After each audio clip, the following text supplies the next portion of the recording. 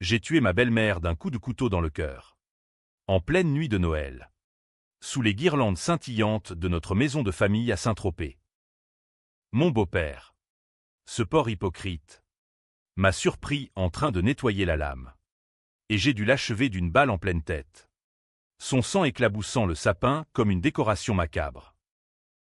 Et ma femme, cette traîtresse qui m'avait juré fidélité. Je l'ai regardée agoniser lentement. Empoisonnée par le vin qu'elle adorait tant. Ses lèvres bleues murmurant des excuses que je n'ai pas daigné écouter. C'était le début de ma vengeance. Ou peut-être sa fin, qui sait. Dans ce tourbillon de haine qui m'engloutit depuis des années, mais laissez-moi vous raconter comment tout a commencé. Dans les ruelles sombres de Marseille. Où l'on vend son âme pour un regard de travers. Je m'appelle Alexandre Duval. Et si vous pensez que mon nom sonne comme celui d'un héros de roman noir, c'est parce que la vie m'en a fait un anti-héros malgré moi. Né dans les bas-fonds de Marseille. Fils d'un pêcheur alcoolique et d'une mère qui lavait les sols pour survivre. J'ai grandi en haïssant l'odeur de la mer qui imprégnait nos vies misérables. À 18 ans, j'ai fui vers Paris. Ville des Lumières qui promettait l'oubli. Mais qui m'ont vite révélé leurs ombres. C'est là que j'ai rencontré Élise. Ma future épouse. Dans un café du Marais où elle sirotait un café crème en feuilletant un Vogue froissé. Elle était l'incarnation de l'élite française, fille unique d'un magnate de l'immobilier. Henri Laurent. Et de sa femme. Catherine. Une ancienne actrice ratée qui collectionnait les bijoux comme on accumule les regrets. Dès le premier regard. Élise m'a vu comme un exotisme. Un garçon du Sud, avec un accent chantant et des mains calleuses qui contrastaient avec ses ongles manucurés. Nous nous sommes mariés 1 an plus tard. Dans une cérémonie fastueuse à la mairie du 7e arrondissement. Suivie d'un dîner au Plaza Athénée où le caviar coulait à flots. Mais derrière les sourires polis et les toasts au champagne, je sentais déjà le venin. Tu ne sers à rien. Me lâchait Henri lors de nos dîners familiaux. Un cigare à la main. Ses yeux porcins me jaugeant comme un meuble mal choisi. Catherine. Avec son rire cristallin qui masquait un mépris abyssal. Renchérissait, Élise mérite mieux qu'un prolo qui sait à peine tenir une fourchette. Il pensait que je n'entendais pas. Ou que je m'en fichais. Erreur fatale. Au début, j'ai ravalé ma bile. J'avais décroché un poste de consultant dans l'entreprise d'Henri, une faveur qu'il me rappelait à chaque occasion, et je me suis plongé dans le travail pour prouver ma valeur. Mais les secrets de la famille Laurent étaient comme des fissures dans un vase de cristal. Ils finissaient par tout briser. Un soir d'automne pluvieux, alors que je rentrais tard d'un déplacement à Lyon, j'ai trouvé Élise en larmes dans notre appartement haussmannien de la rue de Rivoli. Pas à pas. Il a fait quelque chose d'horrible. Balbutiait-elle. Son maquillage coulant comme des larmes noires. Elle m'a avoué que son père avait escroqué des investisseurs modestes. Des retraités provençaux qui avaient misé leurs économies sur un projet immobilier bidon à Nice. Des vies ruinées. Des suicides chuchotés dans les journaux locaux. Et le pire, Catherine avait couvert l'affaire. Falsifiant des documents avec la complicité d'un notaire corrompu. J'aurais dû fuir à ce moment-là. Mais l'amour, ou ce que j'en croyais, m'a retenu. J'ai consolé Élise, jurant de l'aider à réparer les dégâts. Naïf que j'étais, j'ai contacté un avocat, un vieil ami de Marseille nommé Raoul, pour monter un dossier discret. Mais Raoul m'a mis en garde, les Laurent sont intouchables. Alexandre. Henri a des amis au quai des Orfèvres. J'ai ignoré l'avertissement. J'ai compilé des preuves, emails volés. Relevé bancaire piraté grâce à un hacker freelance que j'avais rencontré dans un bar du Panier. Et puis, le coup de grâce, j'ai découvert que Élise n'était pas la fille légitime d'Henri. Sa vraie mère était une jeune femme que Catherine avait fait disparaître après l'accouchement. Une domestique polonaise violée par le maître de maison. Le secret était enterré dans un coffre-fort à la Banque de France. Mais j'avais les clés, métaphoriquement parlant. La trahison s'est cristallisée lors d'un gala de charité à l'Opéra Garnier. Élise. Rayonnante dans une robe Dior écarlate. dansait avec un ministre tandis que je poireautais au bar. Un whisky à la main. Henri s'est approché. Son haleine chargée de cognac. Et m'a glissé à l'oreille. Si tu respires un mot de nos petites affaires, je te renvoie dans ton trou à Rat-Marseillais. Et Élise, elle divorcera avant que tu aies le temps de supplier. J'ai souri. Toqué mon verre contre le sien. À la famille. Ai-je dit. Ce soir-là. Rentré seul. J'ai ouvert mon ordinateur et effacé toutes les preuves. Pas par peur, mais par calcul. La vengeance n'est pas un cri, c'est un murmure qui s'infiltre comme le brouillard sur la Seine. Les mois suivants ont été un lent empoisonnement. J'ai feint l'indifférence, multipliant les voyages d'affaires pour masquer mes préparatifs. À Marseille, j'ai revu Raoul, qui m'a présenté à un réseau souterrain, d'anciens marins reconvertis en contrebandiers. Des avocats véreux qui plaidaient pour la pègre niçoise. J'ai appris à manier un couteau, pas n'importe lequel. Un laguiole forgé dans l'Aveyron, avec une lame qui chante en entrant dans la chair. J'ai étudié les poisons, ceux que les apothicaires parisiens vendaient encore sous le manteau, dérivés de la belladone ou du ricin. Et surtout, j'ai observé les Laurent, leur routine, leur faiblesse. Catherine adorait son vin de Bordeaux millésimé. Henri ne se séparait jamais de son Beretta. Vestige de son service militaire, Élise. Elle craignait les araignées plus que tout.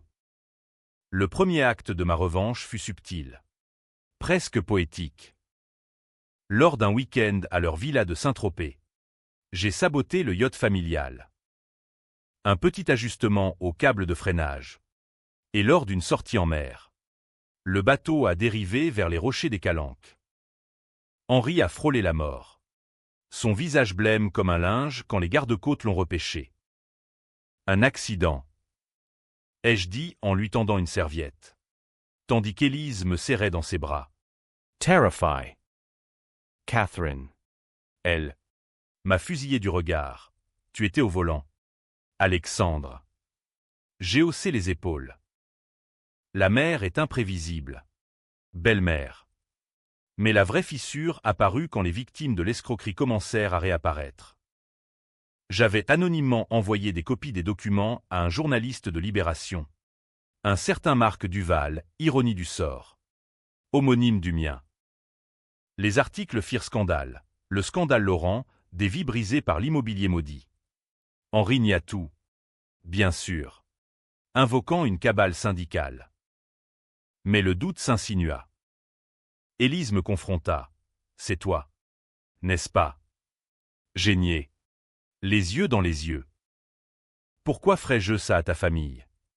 Elle me crut, ou feignit de le faire. C'est là que je compris, elle savait depuis le début.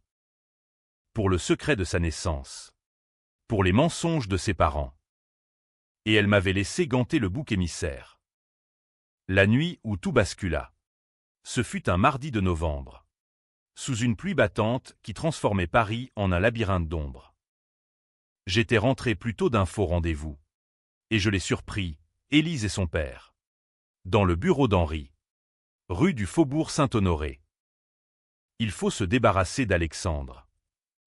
Disait Henri. Sa voix rauque comme du gravier. Un divorce ne suffira pas, il en sait trop. Élise hésita, mais je l'aime encore. Pas à pas. Henri ricana. L'amour, c'est pour les faibles. Appelle ton oncle au commissariat. On le fera passer pour un voleur. Un drogué. Les flics s'en foutent des prolos. Mon sang se glaça. Non de peur, mais de clarté. J'étais le bouc émissaire parfait, l'étranger dans la maison. L'homme qui gérait déjà les petites affaires sales pour couvrir leurs traces. Je me suis éclipsé sans un bruit. Le cœur battant comme un tambour de la Légion. De retour à l'appartement. J'ai ouvert le coffre-fort que j'avais fait installer sous le parquet, un cadeau d'anniversaire pour Élise. Ironiquement. Dedans, le laguiole. Une fiole de poison incolore. Et les vraies preuves. Photocopiées et scellées. Ce soir-là, j'ai rédigé ma lettre d'adieu au monde, Pas une confession, mais un manifeste. À ceux qui lisent ces lignes, la famille n'est qu'un mensonge poli. Et je vais le démonter. Lame par lame. Le lendemain, lors du déjeuner dominical chez les Laurent, une tradition qu'ils imposaient comme une chaîne, j'ai versé le poison dans le Bordeaux de Catherine. Une dose infime. Juste assez pour la rendre malade. Pour semer le doute. Elle s'effondra en dessert. Vomissant tripes et boyaux sur la nappe en lin brodé. Empoisonnée. Hurla Henri, appelant les urgences. Les médecins parlèrent d'intoxication alimentaire. Moi, je jouais l'épouse effondrée, tenant la main d'Élise qui tremblait. Mais dans ses yeux, je vis la peur, pas pour sa mère, mais pour elle-même. C'est ainsi que commença la descente aux enfers. Henri engagea un détective privé, un ex-flic nommé Leclerc, pour fouiller mon passé. Il déterra mes liens avec Marseille. Mais, ami douteux. Tu es un serpent. Me cracha-t-il un soir, dans son bureau encombré de bouteilles vides. J'ai souri. Et toi? Un crocodile qui dévore ses œufs. La tensión montait. Palpable comme l'humidité d'un caveau. Élise oscillait entre nous, Me supplian de partir. me jurant son amour dans le noir de notre lit. Mais je sentais ses mensonges, comme des épines sous la peau. Un mois plus tard, le twist inattendu, Raoul m'appela d'urgence. Ton beau-père n'est pas seulement escroc. Alexandre. Il a tué la mère d'Élise. Pas un accident, un meurtre. J'ai les preuves, un témoin. Une vieille bonne qui a vu Catherine l'étrangler dans la baignoire. Mon monde vacilla. Élise le savait-elle? Avait-elle hérité de ce poison familial? La vengeance prenait une teinte plus sombre, plus personnelle. Je décidai d'accélérer, Noël approchait. Et avec lui, la réunion fatale à Saint-Tropez. Là-bas, sous les lumières festives. Je frapperai. Pas pour la justice, mais pour l'équilibre, un œil pour un œil. Un cœur pour un cœur. Noël à Saint-Tropez n'était pas une fête pour moi, mais un rituel païen où les Laurent sacrifiaient leur hypocrisie sur l'autel du luxe. La villa. Perché sur les falaises dominant la baie, était un monstre de verre et de pierre, avec une piscine à débordement qui semblait inviter à l'oubli dans les vagues en contrebas. J'y arrivai la veille de la veillée. Ma valise contenant non des cadeaux, mais des armes camouflées, le laguiole dans un étui à cigare, la fiole de ricin diluée dans un flacon de parfum pour Élise, et une petite seringue hypodermique remplie d'une dose létale d'insuline. Henri était diabétique. Un détail qu'il me reprochait souvent comme une faiblesse. Catherine. Encore pâle de son empoisonnement, m'accueillit avec un sourire forcé, ses lèvres pincées comme un citron pressé. Joyeuse fête. Alexandre. Essaie de ne pas tout gâcher cette fois. Je l'embrassai sur les deux joues, sentant son pouls rapide sous la peau fripée. Élise, quant à elle, était un spectre en robe de velours noir, ses yeux cernés par des nuits d'insomnie. « Je t'aime », murmura-t-elle en m'entraînant dans notre chambre d'amis. Une soupente avec vue sur la mer tourmentée. Nous fîmes l'amour ce soir-là. Un adieu muet. Ses ongles s'enfonçant dans mon dos comme pour me retenir d'un abîme que nous partageâmes. La nuit de Noël. Le dîner fut un théâtre d'ombre. La table groannait sous les foie gras, les truffes et les bûches glacées, arrosées de vin millésimé qui coûtait plus cher que mon enfance entière. Henri présidait. Son beretta glissait dans la ceinture de son pantalon. Un tic paranoïaque qu'il avait développé depuis le scandale. À la famille. Porta-t-il son verre, ses yeux me transperçant comme des vrilles. Je trinuai. Le cœur serré d'une joie noire. Après le dessert, tandis que les domestiques débarrassaient, Catherine se leva pour allumer les bougies du sapin, une tradition qu'elle chérissait, vestige de son enfance bourgeoise à Lyon. C'est là que je frappai. Glissant derrière elle dans l'ombre des guirlandes. Je sortis le laguiole d'un geste fluide. Appris lors de ces nuits d'entraînement solitaire sur les quais de la Garonne. La lame entra entre ses omoplates. Un craquement sourd comme une branche qui casse sous le gel. Elle se raidit. Un hoquet étouffé s'échappant de sa gorge. Et pivota à moitié. Ses yeux écarquillés sur les miens. Toi. Petit. Ingrat. Gargouilla-t-elle. Du sang perlant au coin de ses lèvres carmin. Je la tins debout le temps que le sapin cesse de trembler. Puis la laissai glisser au sol. Son corps formant une étoile écarlate sous les lumières clignotantes. Henri surgit de son fauteuil comme un taureau enragé. Son beretta déjà pointé. « Qu'as-tu fait? Salaud » hurla-t-il. Mais sa voix chevrota, trahissant la peur. Elise hurla. Un cri primal qui déchira la nuit. Courant vers sa mère pour la secouer comme une poupée brisée. Je n'eus pas le temps de savourer. Henri tira. La balle sifflant à mon oreille et pulvérisant une boule de Noël en éclats de verre. Je plongeai derrière le bar, attrapant au vol d'une bouteille de cognac comme bouclier. C'est fini. Henri, tes secrets pourrissent comme ton foie ciré. Lancai-je. Ma voix résonnant dans le salon comme un verdict. Il avança, arme au poing, son visage congestionné par la rage et le porto. Tu crois que tu vas t'en tirer? Leclerc a tout sur toi. Tes contacts à Marseille. Tes dettes. Je Aries. Un rire qui sonnait faux même à mes oreilles. Et tes victimes, les familles que tu as saignées, la mère d'Élise, que tu as noyée comme un chaton indésirable. Il s'arrêta net. Le canon tremblant. Comment. Elise. Agenouillé près de Catherine. Releva la tête. Ses yeux passant de son père à moi. Papa, c'est vrai. Sa voix était un fil tendu, prêt à rompre. Henri paniqua. Un éclat de folie dans le regard. Il se tourna vers elle. C'était elle ou nous? Ma chérie. Ta mère. L'autre. Elle voulait l'argent. Le scandale. Il visa Élise. Un geste absurde. Comme si tuer sa propre fille effacerait le passé. Je bandis. Le tackling comme un rugbyman des rues. Et nous roulâmes sur le tapis persan. Maculé de sang. Sa main libre griffa mon visage, arrachant une croûte de chair près de l'œil. Je sentis le canon froid contre ma tempe. Pour Élise. Grogna-t-il. Mais Élise était là. Le flacon de parfum à la main, mon cadeau empoisonné, qu'elle avait trouvé dans ma valise. Dans un geste que je n'anticipais pas, elle le vaporisa au visage de son père. Le ricin incolore s'infiltra par ses muqueuses. Et il convulsa, lâchant l'arme. Elise. Non. Halta-t-il. Avant de s'effondrer. Ses yeux vitreux fixant le plafond orné de fresques mythologiques. Elle se tourna vers moi. Le flacon toujours serré comme un talisman.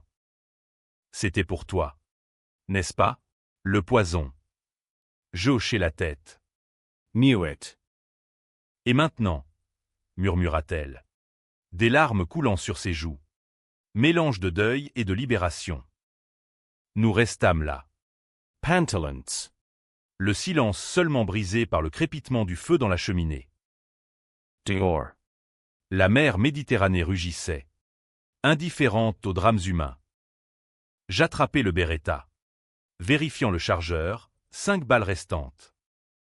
On appelle la police, proposa Élise. Sa voix fragile comme du cristal fissuré. Je secouai la tête. Pas encore. Il y a un dernier secret. Je fouillai le bureau d'Henri. Trouvant le coffre, une combinaison simple. Son anniversaire, 1955. Dadon. Non seulement les documents sur la naissance d'Élise, mais une liasse de lettres jaunies, adressée à une certaine Marie Duval. Mon nom de famille. Mon cœur s'emballa. Marie. Ma mère, les lettres décrivaient une liaison adultère. Un enfant illégitime, moi. Henri n'était pas seulement le beau-père, il était mon père. Le twist me frappa comme une lame en plein ventre. Élise et moi. Demi-frères et sœurs. Les Laurent n'avaient pas seulement détruit des vies, ils avaient forgé la mienne dans le mensonge. Ils le savaient. Dis-je. La voix brisée. Tendant les lettres à Élise. Elle les lut. Son visage se décomposant en un masque d'horreur. Mon Dieu. Nous. Elle recula, trébuchant sur le corps de Catherine. La pièce tourna au cauchemar, les lumières du sapin clignotaient comme des yeux moqueurs. Le sang poisseux collant à nos chaussures. Je pris une décision controversée. Celle qui diviserait les âmes pures, je ne la tuerai pas. Pas encore. Elise. On peut s'en sortir. Brûle tout. On dira que c'était un cambriolage. Un règlement de compte avec tes parents. Elle hésita. Ses yeux passant du corps de son père au mien. Et nous, ce que nous sommes. Oublie-le. La famille est morte ce soir. Elle acquiesça. Un sourire spectral aux lèvres. Et ensemble, nous traînâmes les corps vers la piscine. Le splash fut étouffé par la pluie qui s'était mise à tomber, diluant le sang dans l'eau turquoise. Mais au moment de plonger le dernier, Henri, une sirène lointaine déchira la nuit. Le clerc, les voisins, nous nous figions. Élise murmura. Cours. Alexandre. Sauve-toi. Je la regardai. Cette femme qui avait été mon amour. Ma suer maudite. Et pour la première fois. La vengeance me parut baine. Un cycle infernal. Je l'embrassai, un baiser fraternel. Empoisonné, et sautai par-dessus la rambarde. Atterrissant sur la plage de Galets en contrebas. Derrière moi. Les flammes que j'avais allumées au bureau léchèrent les rideaux, illuminant la villa comme un bûcher funéraire. Je courus le long de la côte. Le sel piquant mes plaies.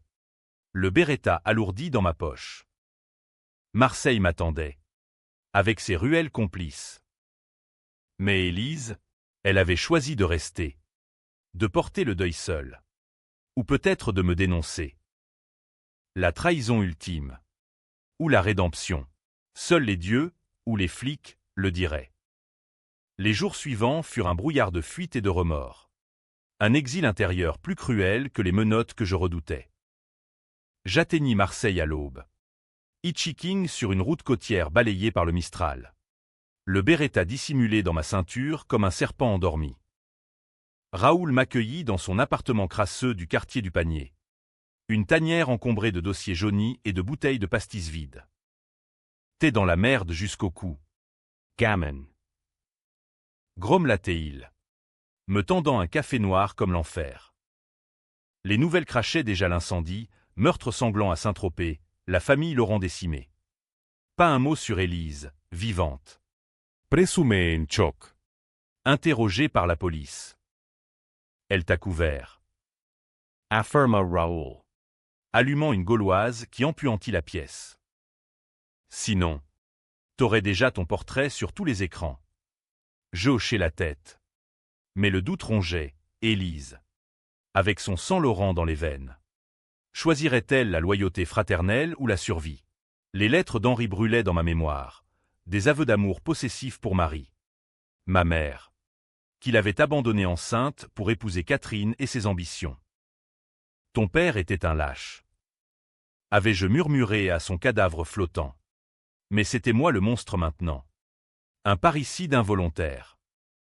Je me cachais chez Raoul. Passant les nuits à ressasser le plan. La vengeance n'était pas achevée.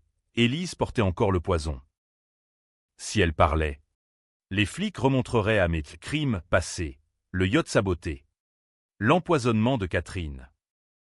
Pire, le scandale éclabousserait Marie Duval, ma mère, qui vivait encore dans un hospice de la Ciotat. Alzheimer effaçant ses souvenirs comme une marée montante. J'envoyai un émissaire, un gamin des rues que Raoul connaissait, pour lui porter un bouquet anonyme. Avec un mot, je t'aime. Fils. Mais était-ce vrai? La révélation m'avait aigri.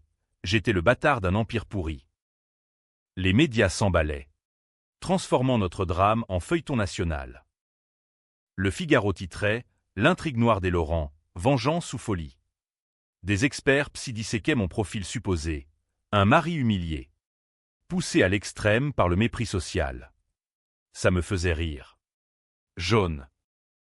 Si seulement il savait le twist incestueux. Le tabou qui rendait ma haine presque biblique. Élise apparut à la télé. Lors d'une interview larmoyante sur France 2, mes parents étaient des gens bien. Un intrus a tout détruit. Interest. Moi. Mais ses yeux, rivés à la caméra, semblaient me chercher. Un message codé, viens me chercher.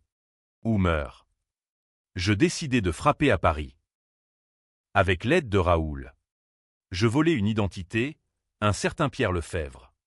Docker mort dans un accident au port. Un train de nuit me ramena vers la capitale, où l'hiver mordait comme un chien enragé. J'arrivai incognito, barbu et casquette enfoncée, logeant dans un hôtel borgne de Belleville. De là, je pistai Élise. Elle s'était recluse dans l'appartement haussmannien, sous protection policière. Mais les flics sont paresseux. Un soir, je la vis sortir seule, emmitouflée dans un manteau de cachemire. Direction le Père-Lachaise. Le cimetière était un labyrinthe de tombes gothiques, sous un ciel plombé qui pleurait sur les anges de marbre. Elle posa des roses sur la sépulture familiale, un caveau Laurent orné de chérubins hypocrites. Je m'approchai par derrière. Mon souffle chaud contre son oreille, Élise. Elle se figea, ne se retournant pas tout de suite. Alexandre. Ou devrais-je dire frère. Sa voix était un mélange de défi et de désespoir. Nous marchâmes côte à côte, comme des fantômes parmi les morts. « Pourquoi n'as-tu pas parlé ?» demandai-je. Elle haussa les épaules. « Parce que je t'aime. Malgré tout. Et parce que je suis coupable aussi, j'ai su pour maman. Pour l'escroquerie. J'ai laissé papa te manipuler. » La confession coula comme un vinaigre. Élise avait aidé à falsifier les documents, couvrant les arnaques pour financer son style de vie.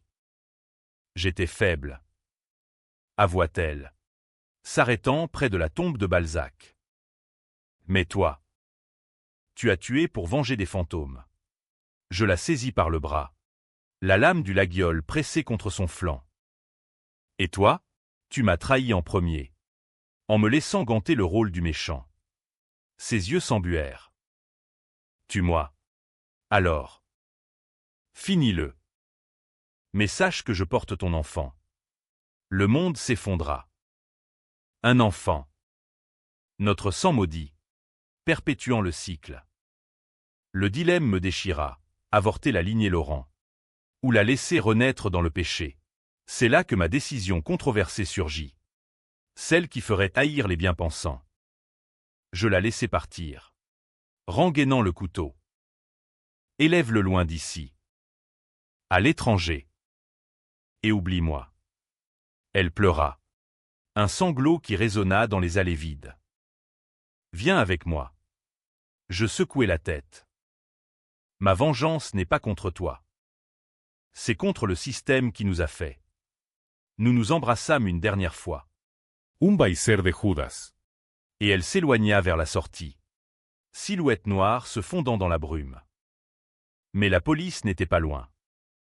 Leclerc. Ce limier tenace m'avait pisté via un informateur marseillais. Une rafle éclata à l'hôtel de Belleville, portes enfoncées. Cri. Le canon d'un Glock contre ma nuque. Alexandre Duval, alias Pierre Lefebvre. Vous êtes en état d'arrestation pour quadruple homicide. Quadruple, Élise. Non. Dans la confusion, je compris, elle avait menti. Ou pire, avorté le secret en me dénonçant. Les menottes claquèrent, froides comme la justice française. Au commissariat du 36, quai des Orfèvres. L'interrogatoire fut un balai de mensonges. Le juge d'instruction, une femme acariâtre nommée Moreau, me bombarda. Pourquoi? Duval? Pour l'argent? La jalousie. Yares. Pour la vérité. Vos élites pourrissent la France depuis trop longtemps. Elle tapa du poing. Et la sœur? L'enfant? Le twist final, Élise était enceinte. Mais pas de moi, d'un amant. Un politicien que j'avais vu au gala. Le nôtre n'avait été qu'illusion. Un dernier mensonge pour me piéger. La trahison ultime. Profonde comme la Seine. Pourtant, au fond de la cellule, un espoir tordu germa. Raoul avait promis un avocat véreux. Un appel. Et si la vengeance continuait de l'intérieur? Les prisons françaises sont des nids de vipères. J'y trouverais des alliés pour achever ce que j'avais commencé. Élise porterait l'enfant d'un autre. Mais le nom Duval entrait ses nuits. Quant à moi, j'étais libre dans ma haine. Un spectre en sursis. La maison d'arrêt de la santé n'est pas un hôtel, mais un purgatoire où les âmes françaises moisissent en attendant le jugement dernier. J'y atterris comme un paquet jeté dans un casier. Dépouillé de mon beretta et de ma dignité. Vêtu d'un uniforme rayé qui puait la sueur et le désespoir.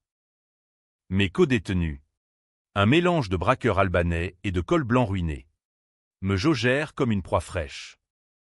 T'es le type des Laurent, le parricide chic? Ricana un colosse tatoué. Un Serbe nommé Dragan. Je hochai la tête. Sans peur. La peur était morte à Saint-Tropez. Les premières semaines furent un rituel d'initiation, bagarre dans la cour pour asseoir mon rang.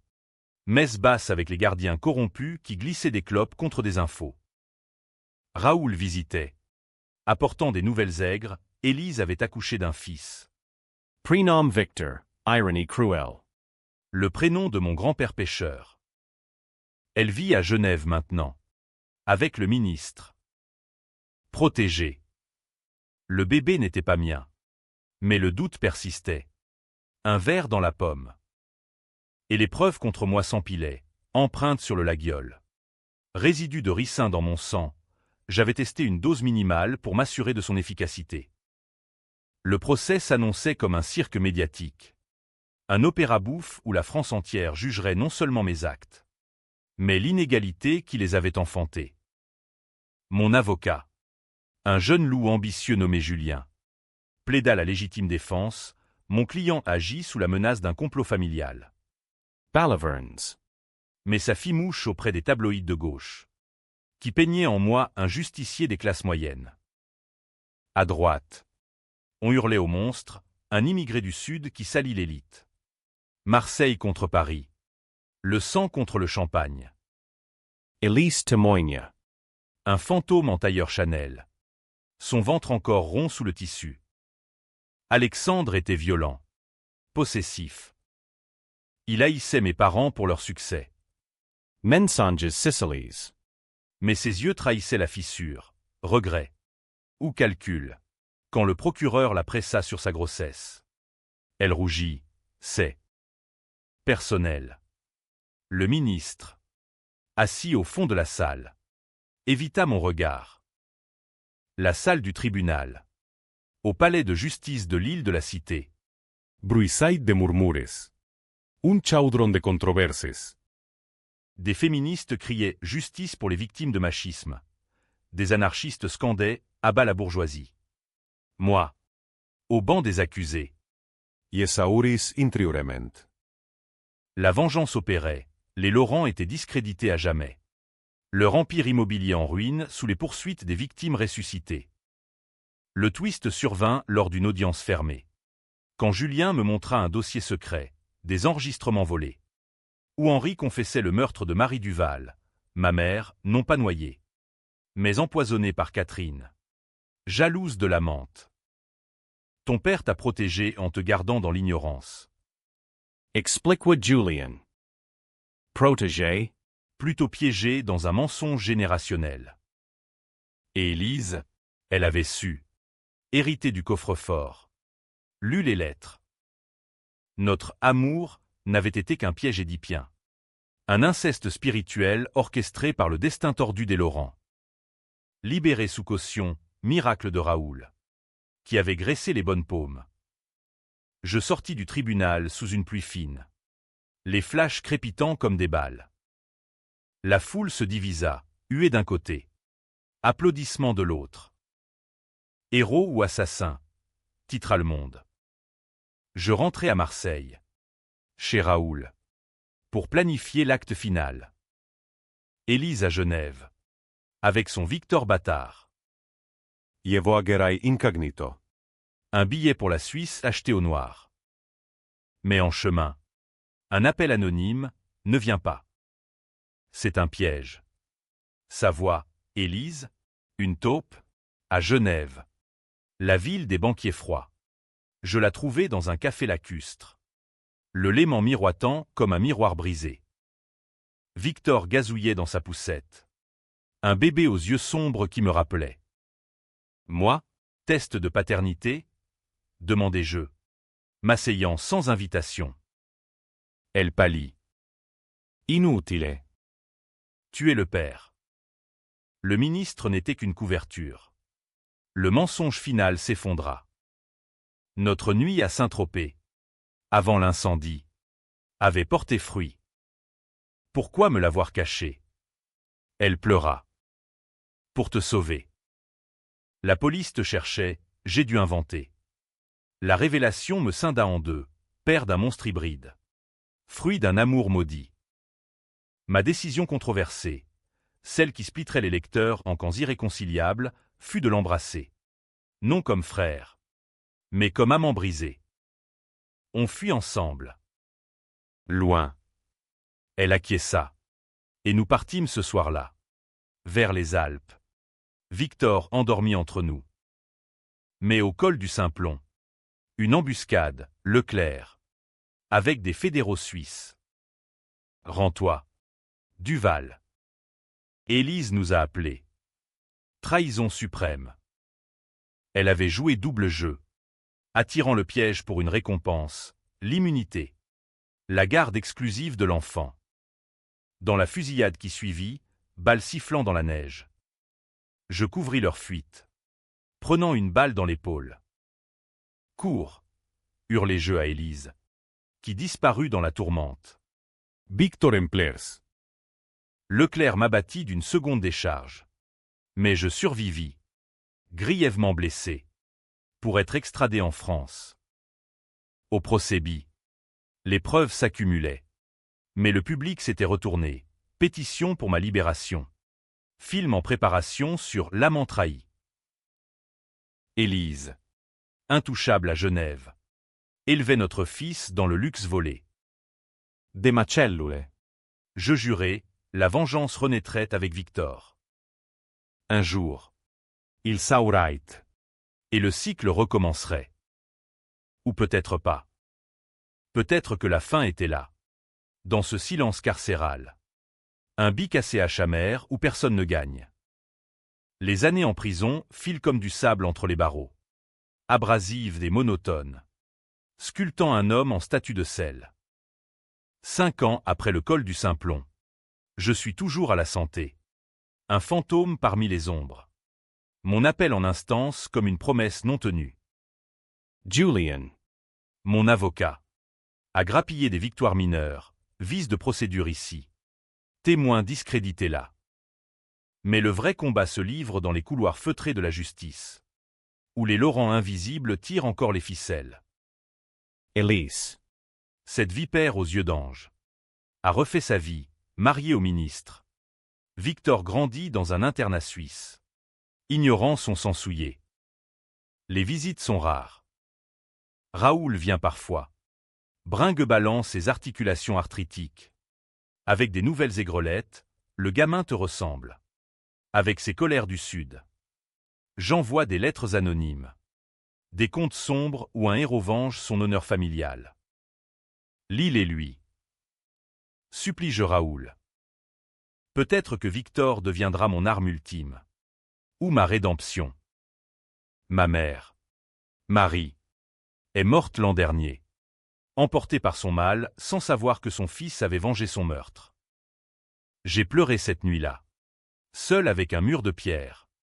Des larmes qui goûtaient le sel de la mère absente. Le twist final. Celui qui hante mes rêves et diviserait les âmes en débats enflammés. Surgit un matin de printemps, quand Julien franchit la grille avec un dossier scellé. Élise veut te voir. Elle avoue tout. Dans la salle des visites, séparée par une vitre blindée, elle apparaît vieillie. Ses traits tirés par des années de paranoïa. Victor. 16 ans maintenant. Attend dehors, un jeune homme aux épaules larges. Mes yeux dans son visage. Père. Dit-il en entrant, brisant le silence comme un coup de feu. Élise raconte, rongée par la culpabilité. Elle a falsifié des preuves contre moi pour se protéger. Mais l'amour, ou le remords, l'a rattrapée. Le ministre l'a quittée quand le scandale a ressurgi. Victor. Élevé dans le mensonge. A fouillé le passé et trouvé les lettres d'Henri. Il sait pour nous. Pour le sang. Victor hoche la tête. Sa voix ferme. Je veux la vérité. Pas la vengeance. Mais si tu sors, on recommence à zéro. Une offre empoisonnée, famille recomposée. Ou piège final. Ma décision, controversée jusqu'à l'os. Un climax qui laisserait les lecteurs divisés entre pardon et punition, est de refuser.